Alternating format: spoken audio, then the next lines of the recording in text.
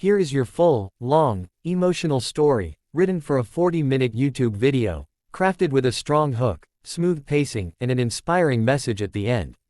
No headings, only plain paragraphs, flowing like a cinematic narration. Story. She ran like her life depended on it. Because tonight, it actually did. Please, someone help me, the girl whispered breathlessly as raindrops clung to her eyelashes. Behind her, two black SUVs screeched to a stop, and shadows stepped out, men sent to force her back into the marriage she never wanted. She didn't know where she was going. She didn't care. She just needed to disappear.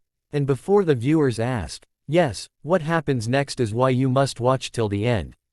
And if you feel even a single heartbeat of emotion while listening, hit the like button and subscribe, because stories like this one, they change people. She darted into a narrow street and stumbled into an old, grease-scented mechanic shop, its lights still flickering, though the night was deep.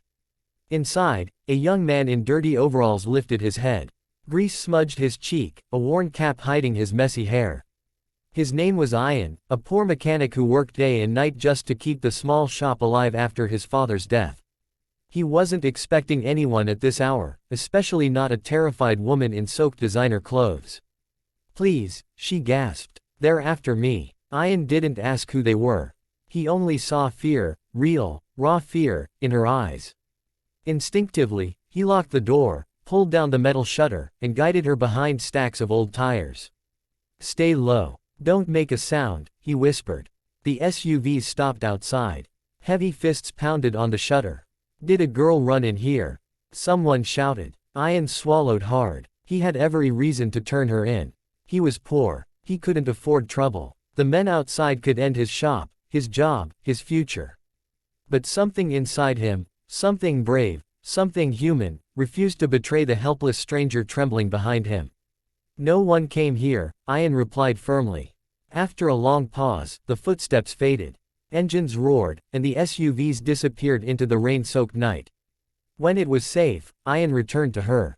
She was hugging her knees, shaking. You're safe now, he assured.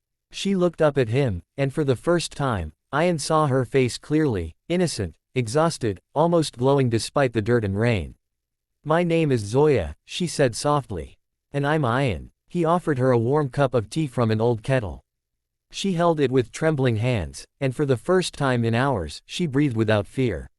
What Ian didn't know, what he couldn't even imagine, was that the girl sitting in his greasy workshop wasn't a runaway commoner. She was Zoya Afsar, daughter of the billionaire who owned half the country's technology industry. A girl worth millions. A girl being forced into marriage for a business deal. But tonight, she was just Zoya. A scared young woman who wanted freedom. She asked Ian if she could stay for the night. He didn't hesitate. He set up a small bed for her in the storage room and brought her his own blanket, the only thick one he owned. He slept on a wooden bench, shivering, because he didn't want her to be cold. In the morning, she saw him working from 6 a.m., fixing cars with blistered hands and quiet determination. She saw how customers argued to pay less. She saw how he smiled anyway. How he treated everyone with respect. How kindness was part of his soul. For the next few days, Zoya stayed hidden in his shop. She helped sweep, hand him tools, even served tea to customers. Ian laughed at how she held the wrench wrong, and Zoya laughed at how he never realized he had grease on his nose. These moments, simple, gentle, became her freedom. But danger was always near. Her father's men were still searching. Posters were everywhere. News channels were buzzing. Zoya knew she couldn't stay forever, but her heart wasn't ready to leave someone who treated her like a human, not a bargaining chip. One evening, while they ate simple dal and roti, she finally told Ian the truth. I'm not who you think I am. I'm the daughter of billionaire Arif Afsar, she whispered. They want me to marry a man I don't love. I ran away because I couldn't breathe anymore. Ian dropped his spoon. For a moment, he thought she was joking. But her trembling voice said otherwise. He stood up, his heart pounding. Zoya, if they find you here, I'll leave tomorrow, she said, tears gathering. But thank you, for treating me like a person when the world treated me like property.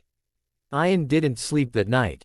He realized how attached he had become to the girl who entered his life like a storm. The next morning, Zoya packed her things. She looked at Ian with a bittersweet smile. If my life had been different, maybe we.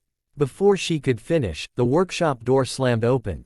Her father's men. Chaos erupted. Ian stepped in front of Zoya, shielding her with his own body. He didn't care about the danger. He didn't care that they could destroy everything he had. All he knew was that he couldn't let them take her back to the cage she escaped. This girl isn't your property, Ian said. She has the right to choose. But they pushed him aside and grabbed her. Zoya screamed his name, reaching for him as she was pulled away. In the chaos, she locked eyes with him one last time, and tears streamed down her face.